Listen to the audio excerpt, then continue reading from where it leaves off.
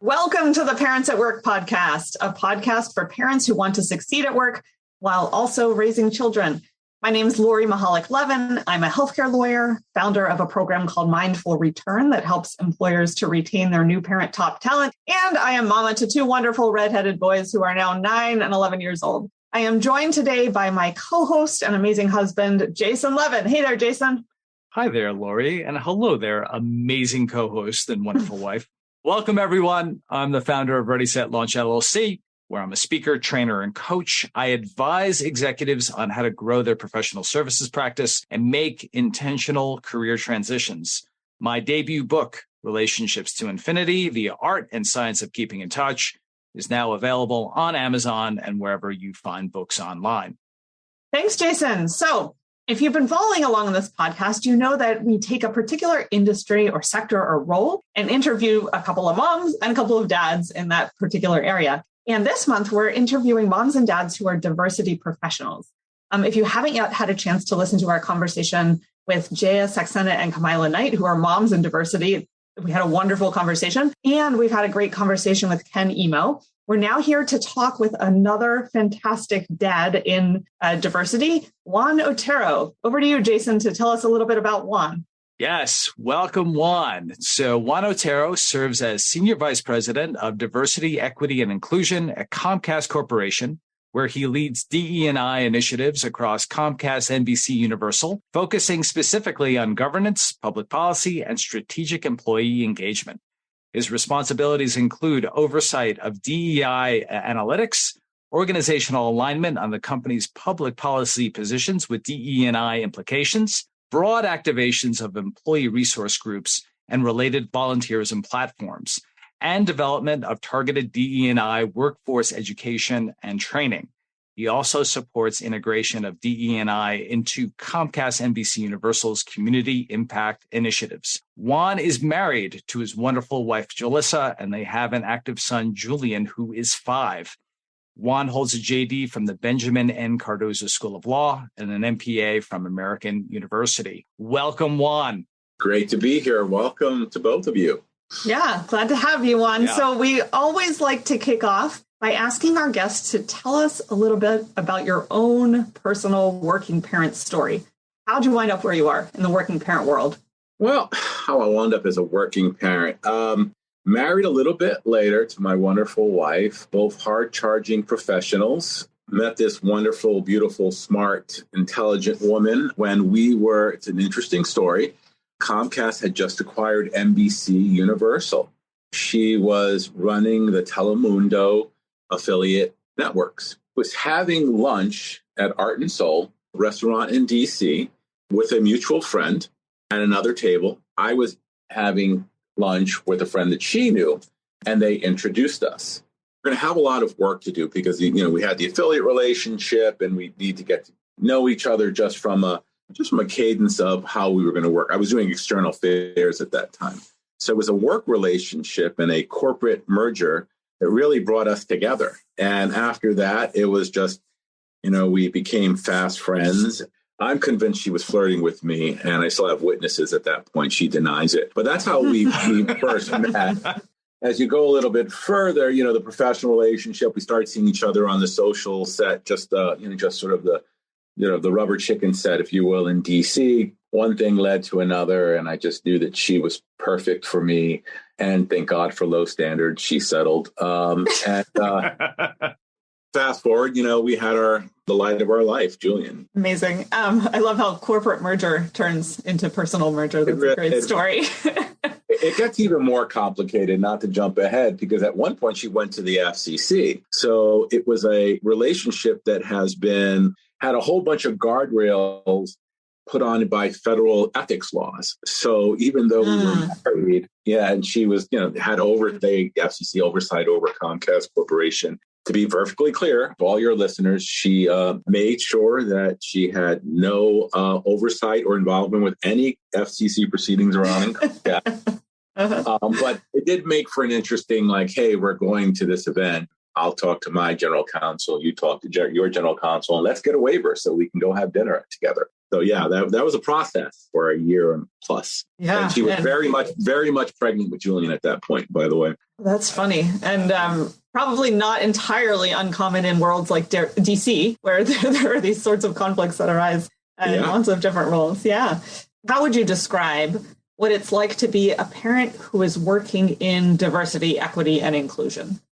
So it's an interesting, in thinking about this conversation, it was really interesting food for thought. And having a child a little bit later in life, doing this work, which really changed a lot post George Floyd in terms of the raising of the issue of equity. And for me, the equity means, what are the outcomes that you want to have? You can have diversity is about numbers, inclusion is about creating a culture, but is it the outcomes that are we getting? And as a parent in this space, it certainly made me think about, from a corporate entity, for example, what are we doing to be implicative or additive to those parents in the area of digital equity, for example?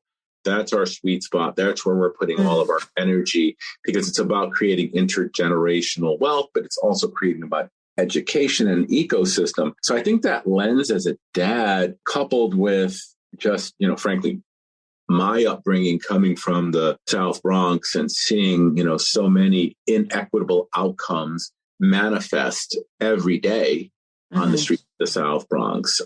And how did I know that there were so many inequitable outcomes? Because we would go take a train, 161st Street 4 train into New York City, and ask the question, my perennial question of why are these streets swept and ours not? Why is there so much violence here? Why is there graffiti? Why are there, there's a whole ton of societal issues. But I think to your point is, as a dad, it just gives you a different viewpoint. And I certainly, from a, sort of a growth standpoint, a level of empathy, and to be even more blunt with sort of the post-George Floyd world, raising a brown child in the United States, looking at that little boy and thinking about, like all parents, when they leave the house, you always ask, may the angels look after them. But then really thinking about this implication of race, of he is different. And, we are living, because we worked really, really hard and very blessed, live in this lovely Northern Virginia suburb where he is the only brown kid in the neighborhood. This work sort of feeds that notion that, we have to lift all boats. And this isn't something that we can do performatively. We have to think about all of our roles.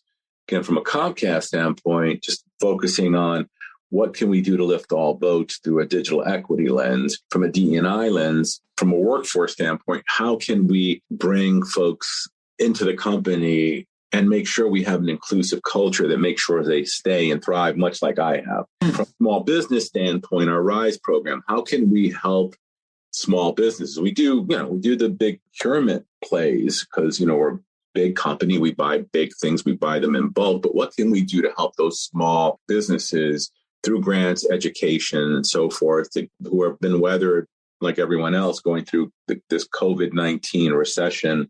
Well, I'm not quite sure if it's a recession. People are arguing about that, but this economic uncertainty that I think we've all lived through for the last half+ years. I don't know if that remotely answers the question, but no, there's a lot packed in and can go in all different directions. I think your point about things that caused you to stay leads very nicely into Jason's next question.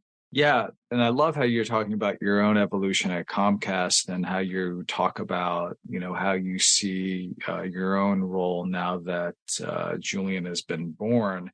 When Julian was born, talk a little bit about what workplace support or benefit did you find helpful as you became a working parent?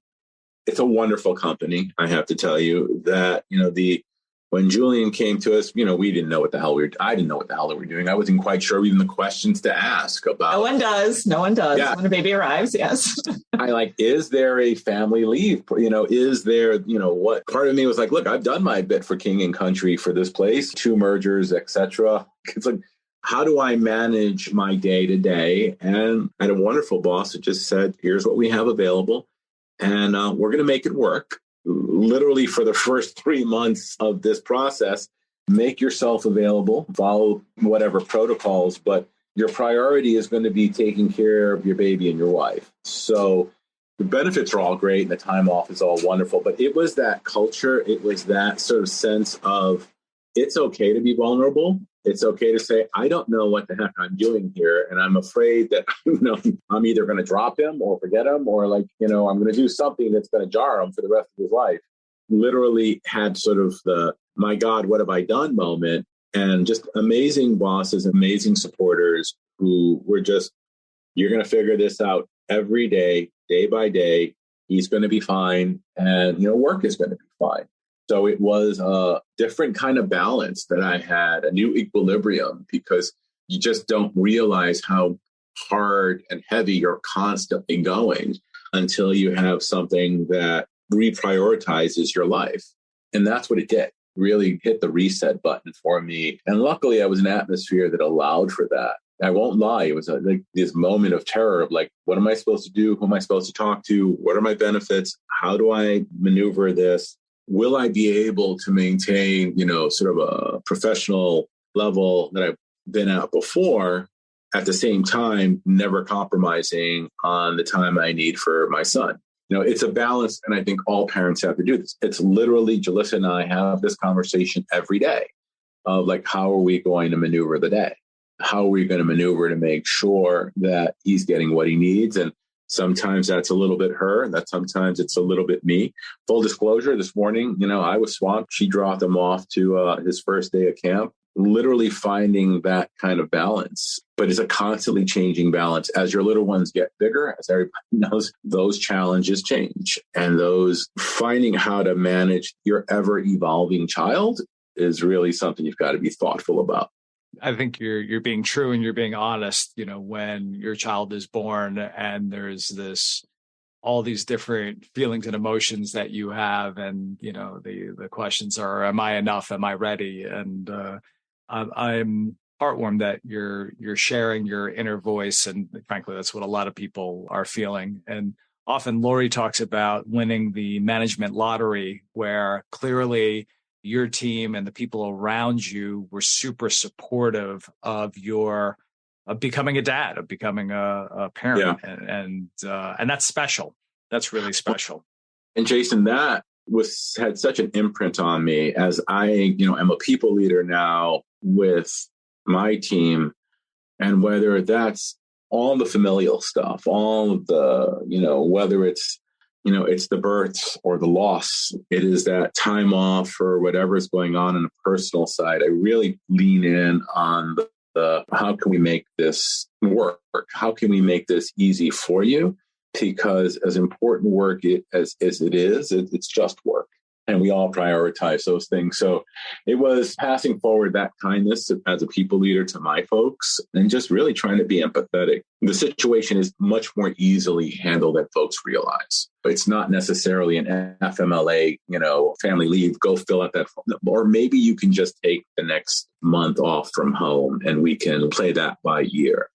Those are the kinds of strategies. Those are the kinds of things that I take when dealing with my folks. We don't have to follow necessarily every pattern dictated by the rules, but let's try and be imaginative to make a situation that works for everybody. I love how you've taken what was done for you in such a favorable and positive way, and you're now doing the same for your team and your people, and you're continuing that positive ripple.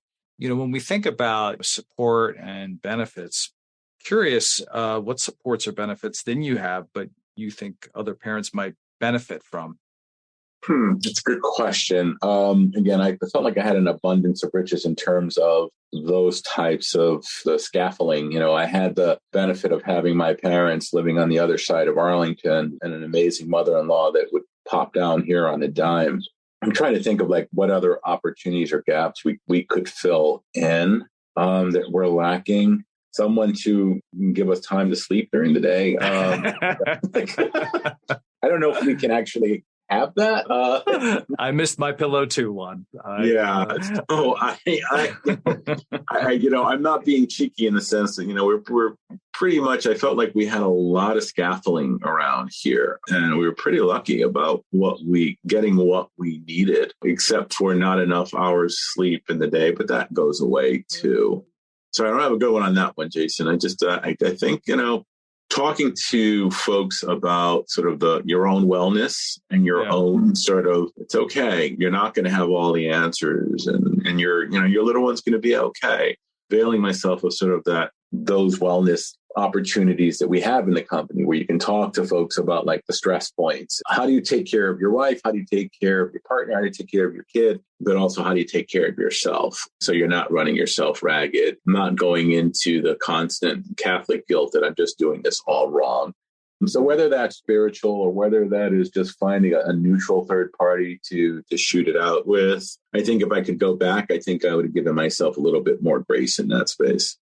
I'm glad you're talking about self-care, Juan, because I think you're right in a lot of ways. And I often talk about the saying that you put on your own oxygen mask first. And it's one of those things when a child is born, it's stressful. It's really, really stressful. There's all these questions on how you show up. And so I'm glad you're talking about that, because I think as parents and as dads, that's something that, we all should be talking more about. Yeah. And just sort of the cultural norms that, coming from where I come from, it's like, my dad is, you're this Latino man and you're supposed to, behave this way. You're supposed to, my dad's a great dad. He was so involved in all of these things, but, there's sort of a presence, and showing, for lack of a better phrase, weakness or uncertainty is just something that you don't do. Part of my miss of not trying to just better take care of myself. This episode of the Parents at Work podcast is brought to you by Ready, Set, Launch, a boutique career coaching firm that supports executives in career and retirement transitions, as well as building their professional services practices. I'm Jason Levin, and I've been supporting executives achieving their goals in the private, public, and nonprofit sectors for the past 10 years.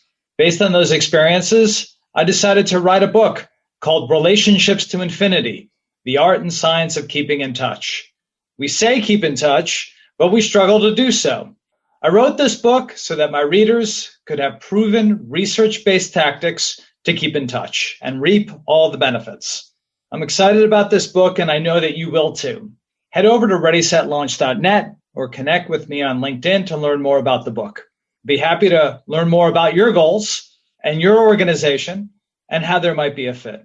Again, head over to readysetlaunch.net to get back in touch. Now, back to our episode. You were talking about where you came from in the Bronx, and I think that leads into our next question. Let's go back in time with Juan, flashback in your career, whether it be middle school or high school or college. What was your first ever paying job? My first ever paying job was a supermarket chain in New York City, D'Agostino's. I couldn't tell you exactly where it was. D'Agostino's. Oh my gosh. That's awesome. That's right. 76 and Lexington Avenue. And I know it well, right across from, what is the name of the church? I can visualize it. It had a huge imprint on me. In retrospect, you think about, it was like kind of a union paying job, and it had healthcare. It was a different time in New York. It gave me a discipline. I probably shouldn't admit this on the podcast, but to this day, when I have my imposter syndrome moments in my sleep, I'm back at D'Agostino's. Again, it's good work. It's like, but it's something that's sort of like, from whence I came, that journey, it had such an imprint of like, you need to propel yourself. And while this is good work, there's a bigger picture for you. I remember after I went to Brooklyn Tech, I remember the train rides. I remember I'm not quite sure how I did it with so little sleep, because I would work the 4 to 5 till 10 o'clock and do that over again. I was a lot younger and my hair was a different color. So when you say 4 to 5 in the morning or 4 to 5 in the evening? Evening. So I would do school, go there, do that, go home. I did that 3 nights a week and worked on Saturdays and Sundays. Yeah. Wow. That's a full week. That's a really full week. I give you a lot of credit. Let's flash forward, Juan. In your career now, you've got a great deal of responsibility. And now that you're a parent, you're a dad, what do you think parenthood has helped you grow in terms of your own career-related skills? Definitely on the prioritization and what's really important. This is more mechanical, Jason, but certainly like I was a road warrior, like not a moment, really certain. What I always ask my team is whether the juice is worth the squeeze here. So the travel, going back and forth, Philadelphia, New York, California, LA, we've got a big footprint. So there's that piece of that kind of what really is a priority, because frankly, I don't want to be away from home and those moments that matter. I think the biggest thing that being a dad has taught me is really on a more macro level about what really matters at work and what is worth getting upset about. What's really the end game for things, just professionally, emotionally, so much of what we do is defined by work. Being a dad has shifted that unquestionably in my mind. It's like folks ask me, we were just joking about this $1 billion lottery ticket that went down. Love my job, great profession. I love the work I do. What would you do if you won that? I was like, it would take me 2 seconds. Like, yeah, I'll be Julian's dad full time. It is about priorities mechanically and emotionally and substantively. Like, how are you looking at the lens of this job when should we be defining so much of what we do by our title, where we work, and the accoutrement of that, as opposed to what really matters? And to me, and maybe folks can disagree with me, it's like, what matters to me are the 2 other people that live in this house, my wife and my little guy. That's really great, Juan, how you in a lot of ways, you started to see what was important for you. Yeah. I mean, we talk about how do you get to the next level? I hear that all the time in corporate America. And I guess the question that I have for folks that I'm mentoring or working with, or myself, is like, what's the opportunity cost for that? What does that meaningfully mean to you in terms of the next level? Yeah. Because ultimately, what's your happy place? Is it that next Teams meeting, that next Zoom meeting, or is it taking your little one to get ice cream? People have different value propositions. When talking to folks, it's like, look, you have to figure out what are your values. And it may be that career is what brings you your happy space. I think I've gotten to the point where it's like, yeah, it's important and we balance it and it's like, give it a lot of attention, but it's not my happy place. As with so many, I think parenthood has been for you a perspective shifter. And I'm going to keep that "is the juice worth the squeeze" phrase in mind. I'm sure I've heard it at some point, but it hasn't been fresh in my mind. And I think that's an excellent question for working parents to ask all the time. So Juan, as a dad who is advancing diversity in your workplace, what do you see as your role in shaping the conversation specifically around working? I think as we talk about dimensions of diversity, so often we talk about the gender space and we talk about underrepresented populations. I think we have to be mindful of, the intersectionality of DE&I across other dimensions of diversity. And when you think about sort of the implications for parents, of all stripes, and there are more challenges, when you're thinking about my reference earlier to raising a brown boy in the United States, it's a different kind of challenge. When I think about parents as caregivers for the PWD community, people with disabilities that are often just not talked about, that the totality of corporate America can do a much better job because we have cognitive and we have physical disability and the stress points that are on mom and dads and what that does to marriages and in terms of, I think the numbers are jarringly like above 50% failure rate. I think about that lens of how does this all interconnect? How is it intersectional? And what can we do for those parents, those caregivers who often just suffer in silence? Don't talk about this. I've had more than one occasion, just to go just a little bit down a rabbit hole on this one, about a mom with a son who had special needs, who did not want to tell him, did not want to self-ID, to her work group, to her people leader, that her son had special needs. And out of the fear that when the next opportunity came up, the next growth project, the next promotion, would that be held against her? That says something to me that we are not sending the right signals to parents, because we need to create more scaffolding, not less, that there is no shame, and we have to get away from the negativity, the horrible social construct around the word disability as a negative. It's not.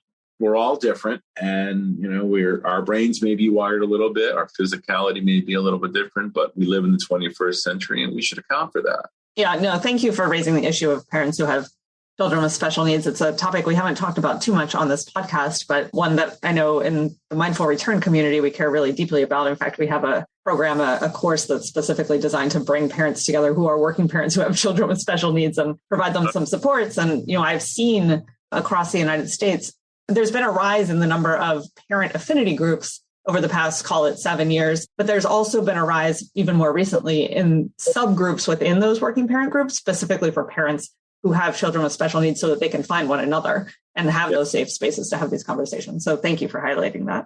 Yeah, I mean, we're looking at just recently the 20th year of the ADA, and I think that's been just a really important milestone. I mean, just anecdotally, I was reading about the 1 in 54 children born with autism.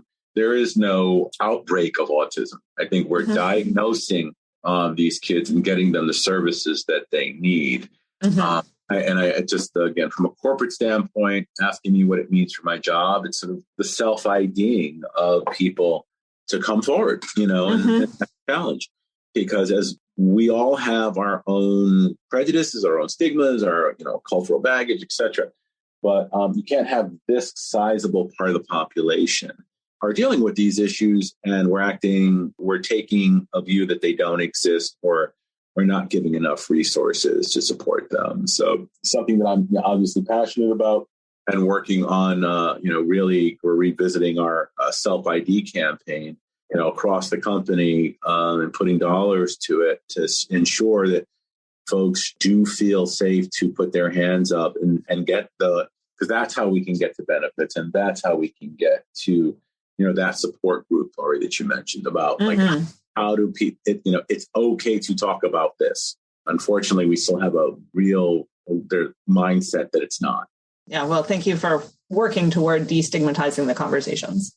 Over to Jason for our wrap-up questions. All righty, 3 questions and 1 for Juan.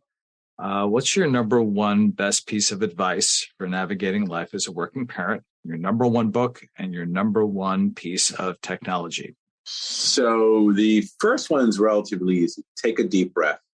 I find myself doing a whole lot of heart-focused breathing, because it's like, okay, don't have the freak out moment, whether professionally or don't write the email, as my wife says. Don't just take a deep breath, and okay, you can go walk around the house for a minute and reposition yourself. That's with a 5-year-old. I'm like, okay, he's not doing it on purpose. He's not doing it on purpose. He's just being a 5-year-old. So yeah, that's my advice there. Now, books are tough. I am a avid reader. It's hard for me to narrow it down. My favorite classic is A Tale of Two Cities, which I read every year, because it's just kind of reflective of like where I was and where I just... Have you, sorry, not to interrupt one, but I'm going to interrupt for a second. Has your little guy gotten into the Dog Man series yet? He's right about there, because he's got, right now, Pete the Cat is still huge. Piggy and Elephant, which... When you cross the threshold into Dog Man, there is a Dog Man book called A Tale of Two Kitties. You will have to visit with him. Anyway, go on. Just a little bit of a secret, because I do, I found myself from a wellness standpoint missing the reading, because I was reading Piggy and Elephant all the time. I find myself getting up at 4:30, 5 o'clock in the morning, a couple of days a week, just to have some read time. And people, that's crazy, but I was like, it's just that moment of quiet that I think parents, and it's okay to be a little bit selfish and have that hour or two just to relish a book. I don't think that's selfish at all. I think it's made me a better dad about so yeah, there's that. So I would go with Tale of Two Cities coupled with maybe The Godfather, which I read all the time, and sort of try not to, and sort of look at life that way, because I think it's a great story and my favorite movie. Nice. And favorite technology, that's interesting, because I work for a technology company, although I will admit that I'm very anti-social media. It's just not my thing.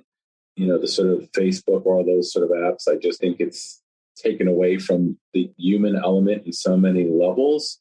I think probably just really my cell phone, my iPhone really for the connectivity that it offers, that I can talk to people all around the world on a dime and not worry about, and especially in COVID, that connectivity that it gave us. I'm a big believer in conversations, not texting. I want to hear your voice. I want to see your face. And that makes me a dinosaur, but I'm fine with that. Well, it was such a pleasure to hear your voice today, Juan. Thank you for spending this time with us. It's been a delight. Yeah. Thank you so much. Thank you for making it so easy. I love this. Yeah, thank you for the conversation, for creating open spaces for dialogue around working parenthood. For those of you who are listening, we will be back again with more moms and dads in another role or industry or sector soon. If you enjoyed this conversation, please forward it to another working parent, and especially another parent who might be interested in the diversity, equity, and inclusion space. We look forward to being back together with you again soon. If you like the podcast, we would also love a rating on any of those places that you get your podcast, Apple Podcasts, Spotify, etc. And we'll talk to you again soon. Take care, everyone.